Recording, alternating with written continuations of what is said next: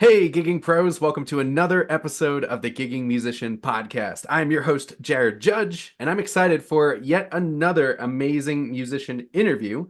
This time, it is a musician we've had on this podcast before.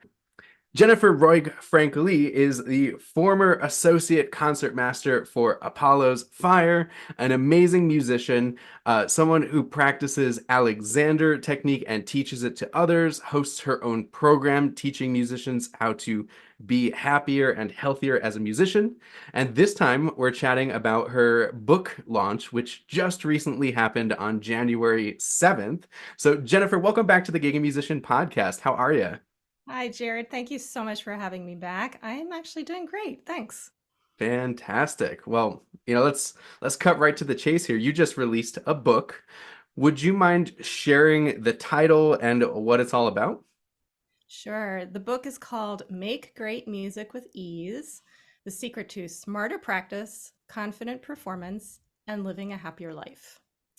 And it's about all those things. It's about how to be a musician in today's world.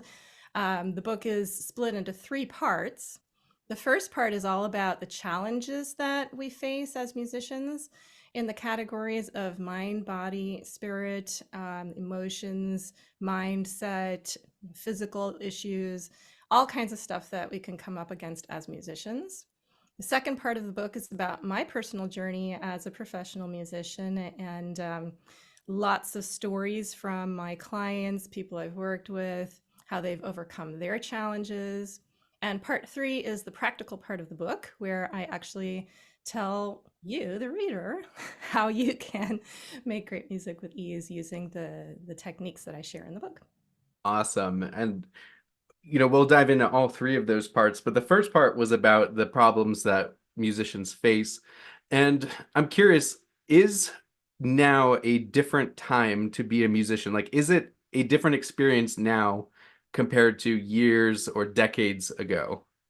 Absolutely. I mean, things keep changing, of course, and I happen to be a classical musician, so I'm well aware that things used to be very different in the times where, a lot of the music I play was written back in the 1700s, 1800s. So things keep changing, but I think things have changed very quickly in just the last decade, a couple decades. And I'm 53 now, so I've been around for a little while. We had LPs when I grew up, and, Hmm. and I remember the first PC that we had in our house. So we didn't have smartphones, and just seeing over the last few decades how rapidly technology has kind of taken over the world. And that has really changed so much for everyone in every industry. But yes, for musicians, it's a completely different world from when I grew up and when I went to school. Yeah, there's so many things we could talk about about Yeah. that. For sure. I mean, what if it's okay with you, why don't we just kind of model the structure of the book? What are some of the problems that you see musicians face, especially in this new era of music making? Well, honestly, the first thing that comes to my mind is a problem in education where, I've been on the faculty of a couple of universities. I taught Alexander Technique at the University of Cincinnati College Conservatory of Music. I went to the Cleveland Institute of Music. I went to Indiana University. But I think one of the biggest problems that I'm not trying to single out any particular institution, but I'm kind of seeing it as a systemic thing. And there are some schools that are more enlightened than others, but it seems to me that the whole, at least in the not just classical education, really, it's music schools everywhere. They're just not catching up fast enough with technology and what musicians need to be able to do once they graduate. Once they have a music degree, they've worked for years, maybe their whole lives, practicing, getting better at their skill. But if they don't have the survival skills to, you know, to survive, in the real world once they graduate, then unfortunately, all too many of them are not going to be able to use the skills they've developed professionally. And I think that's really sad. And it's a huge problem on the part of the educational institutions that they're just not catching up and not teaching kids what they really need to learn to promote themselves when they're done. And especially as classical musicians, it's still so many of the classes and things people are taught are based on what was taught in the 1800s sometimes or early 1900s in a completely different world, and it just doesn't work anymore. Very, very few people who want an orchestra job will win an orchestra audition. It's incredibly competitive. I have two kids, two sons who one of them just completed a bachelor's in music. Well, he didn't technically do it in music, but he is now a musician wanting to be a singer songwriter in pop music. Hmm. My younger son is doing masters in classical violin, like me. So, two totally different worlds, but both of them are going to need to know how to help themselves make money once they graduate. And Hmm. I'm just sort of watching it happen and helping the best I can, but it's really frustrating to see institutions not giving them necessarily what I think they need. Yeah, for sure. And I've experienced this firsthand myself, and many of the other musicians I've interviewed have said the very same thing, is that music school prepares you to graduate from music school, and Exactly. that's it. Well, that's fantastic. So promotion definitely is a huge thing, but I know in your book you also talk about a lot of other challenges they face, like performance anxiety, stress and mindset, pain Mhm. and injury. How would you say like the times that we're in have exacerbated those issues? Ugh, I think those issues have been a problem for every generation. I really think it's more a human problem Hmm. that kind of transcends time and culture. But um, and actually, as you were asking me the question, I was linking together the previous question about how we need to be able to promote ourselves. But yeah, you can have the best promotional skills, the best entrepreneurial skills, but if you still have the mindset or emotional hangups or the anxiety to put yourself out there, then it's going to be really hard to succeed, even if you do have all the technological skills and marketing skills and all that. A lot of people, come to me with anxiety about those things too, even just generalized anxiety, like being in a room um, with strangers. It's not Hmm. just about performance with the instrument, it's also about just being vulnerable in front of the world. And I think that, to answer your question, is is maybe harder in some ways and easier in other ways. I mean, I see younger people having less of an issue with that in some areas. For instance, they've grown up having pictures taken of them Hmm. constantly by their parents and friends, and they've grown up with Snapchat and taking selfies constantly, and they know about social media, and they don't get anxious about posting themselves about themselves online the same way people of an older generation, like my generation or even older than that, they can have tremendous anxiety from even being in a picture. Hmm.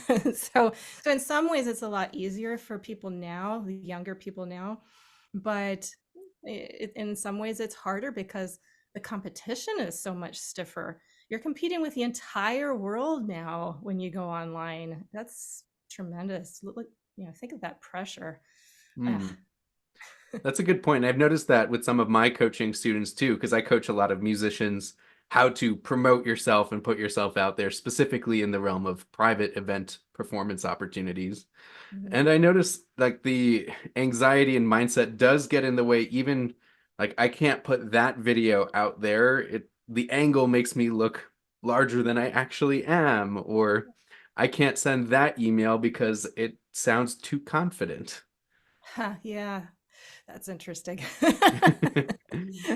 So maybe I should have you into one of my sessions and help my students overcome some of those things. Oh, sure, that would be really fun, actually. I mean, I've Yeah. had to teach myself all of this because, I went to music school thinking, and intending to become a professional solo violinist, and I really didn't care about anything else. But then my life went in a completely different direction by choice. I stopped doing solo performing much. Um, and then, once I learned how to be an Alexander teacher and got certified and wanted to build a coaching studio, I realized pretty soon on that I would need to go online if I wanted to reach enough musicians interested in what I do. And so I had to teach myself from nothing how to promote myself.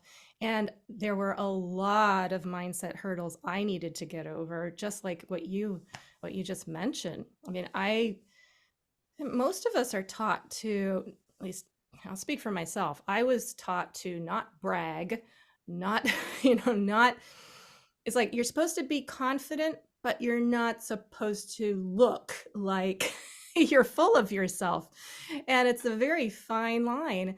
Um, I put my picture, for example, on the cover of my book, and that's just good marketing, but it was really hard for me to I had to do a lot of mindset work to get to the point where I felt that it was okay to Mm. put my face on the cover of the book.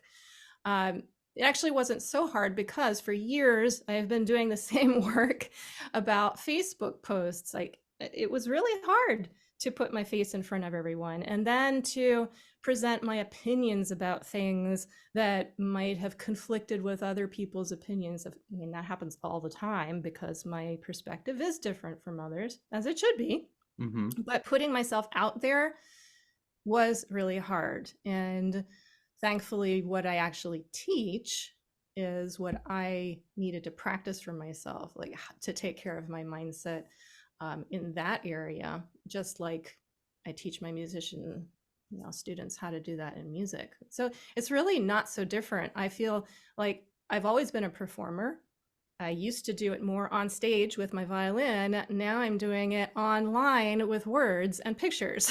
Hmm. So it's very different in some ways, but really similar in others. You're presenting your own perspective on things. You're expressing yourself and learning how to do that with learning how to be vulnerable and share your authentic self fearlessly is a skill, and it really Mm. does need to be learned and practiced, I have found. Yeah, for sure. Like how would you go about that? Say you identify, like you have to have the self-awareness first to identify that I struggle with confidence and that shows up in my emails where I'm not as confident in the way that I write about myself. How would I go about coaching myself, or how would you coach someone like me to overcome those hurdles? Yeah, that's a great question, and it really does go to the essence of what I teach, which is based on the Alexander technique principles. um, and there's so much I can say about this. And of course, it's not something I can just answer in a few words, but I'll do my best. The very first thing that most people miss um, is that we are a unified, holistic, one, unified self. What I mean by that is that my mind is connected to my body, which is connected to my emotions, connected to soul, spirit, whatever you think of as yourself, it's really just one thing.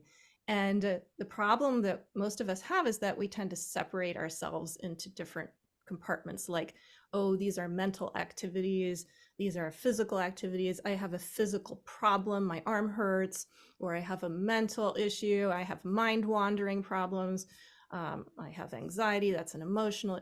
It doesn't work like that. Like all of the issues that we have and the lack of self-confidence that we're talking about is not just emotional, and it's not just a mindset issue, it's also physical. So one of the easiest and quickest ways for a person to start working on a lack of self-confidence, is to start connecting their experience in those different areas. And a lot of the time, if you feel nervous, your heart might be racing, you might start to have other physical symptoms, and then you kind of miss how that's connected with how you're thinking in the moment. So the first step is really just to observe what's happening in the moment when you're feeling anxious or insecure. Like, what am I actually thinking, and how am I feeling right now, without, and this is the key, without judging it or trying to change it. So Mm. you're not trying to run away from how you're feeling in the moment. You're actually accepting that experience that you're having in the moment, just being with it. That's the very first step, and it's something we're not used to doing, most of us. Yeah. I admit I probably skip over that step most of the time Well, just most because, people do. It's not unusual. yeah, and it does sound uncomfortable to do Mhm. that consciously. Yeah, but the But surprising thing is that the more you can actually stay with the discomfort without judging it and get curious, curiosity is the key to overcoming this and to changing things. Really, just observing with a kind of healthy curiosity, like, oh, I'm experiencing this symptom, like my stomach hurts. Oh, that's interesting. What else am I experiencing? hmm, And the what else question is really important, because when we're feeling discomfort, we usually get hung up on it.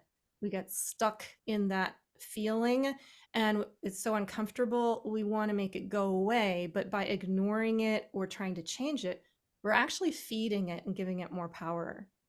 So instead, you want to stay with the discomfort of the experience and then be okay. It's like, okay, well, I'm experiencing that, but what else is coming up?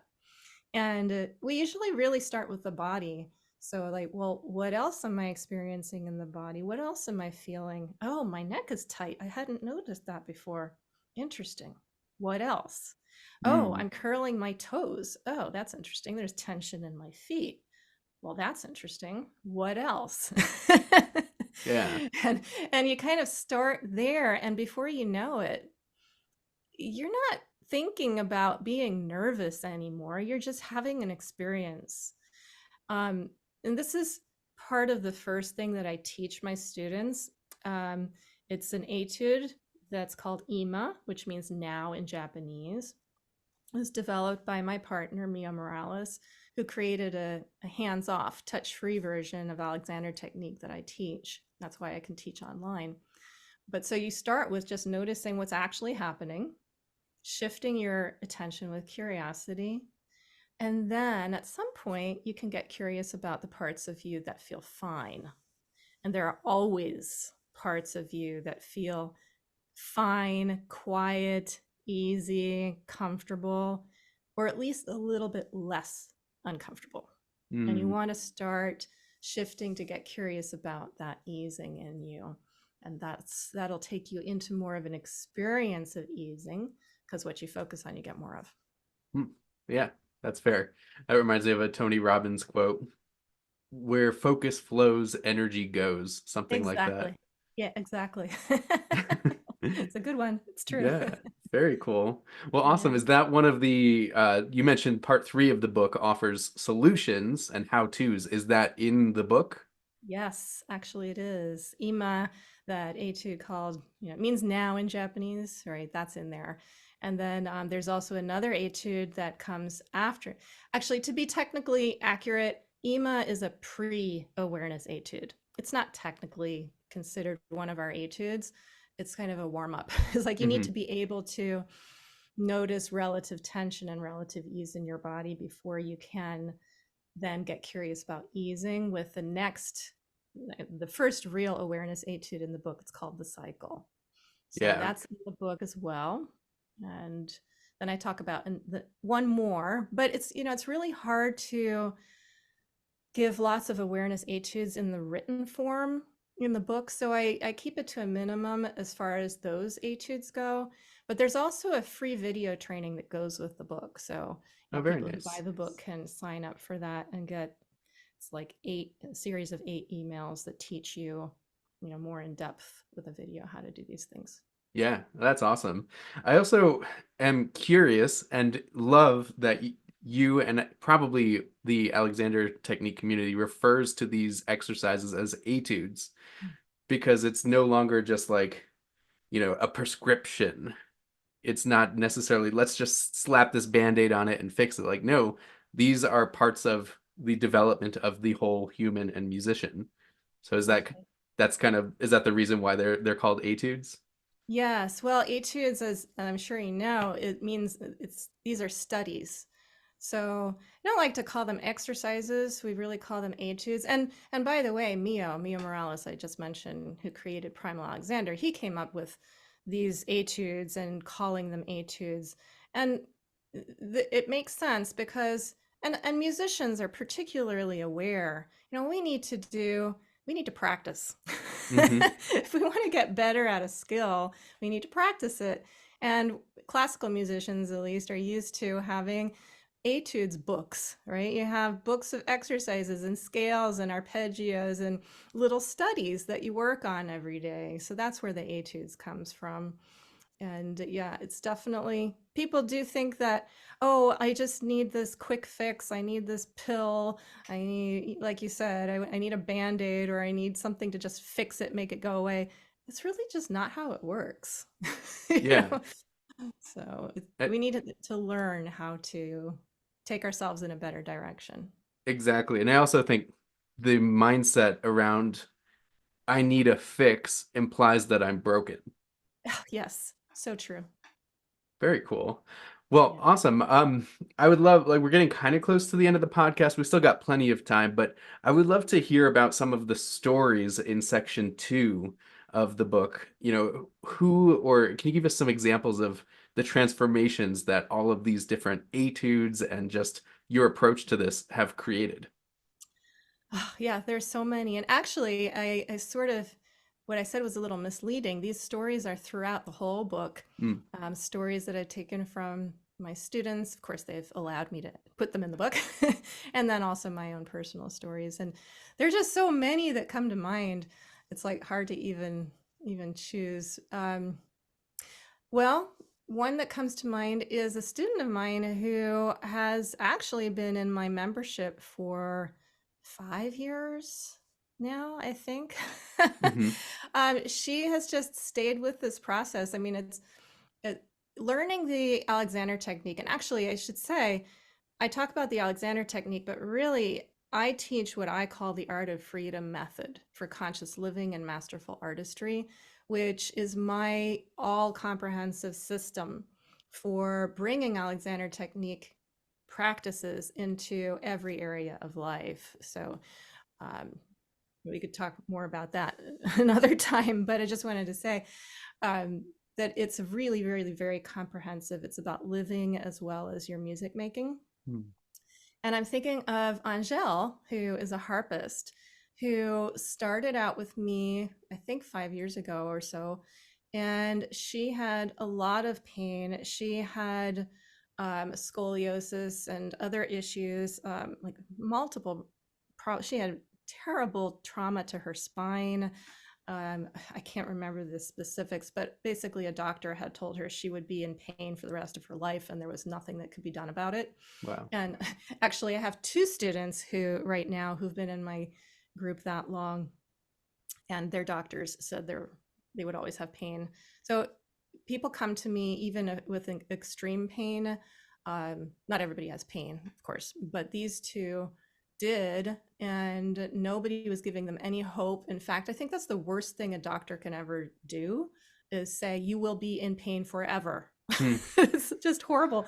So thankfully, Angel and Kay is the other woman who came to me. Both of them were open enough to entertain the possibility that there may be still some hope for them to get out of pain. Hmm. And both of them were actually pretty quickly able to dramatically reduce their pain levels. And like Angel specifically, I'm thinking right now, I don't remember how long it took, but maybe a matter of months where she became pain free. Wow. And, she'll still have pain occasionally. It'll come back because she does have a lot of really serious issues. And so occasionally it will come back. But most of the time she is not suffering from pain. But not only that, her harp playing has taken off like you wouldn't believe. She is a completely different musician, and she's somebody who is terrified of making a video of herself playing and sharing it with anybody. So I took her step by step through the process of, you know, just get the camera ready. Yeah. Like, don't turn it on yet, but play in front of the camera off. And step by step, she got to the point where now it's easy. She just gets in front of the camera and plays, and she couldn't care less if anybody's watching or not. It's really beautiful to watch. Yeah, that's an amazing transformation. And Yeah. yeah, I cannot imagine a doctor just telling you you'll be in pain for the rest of your life. Not horrible. It's terrible. So Yeah. thank you for helping her with that and for all the Oh, other people thanks. who you've been able to help.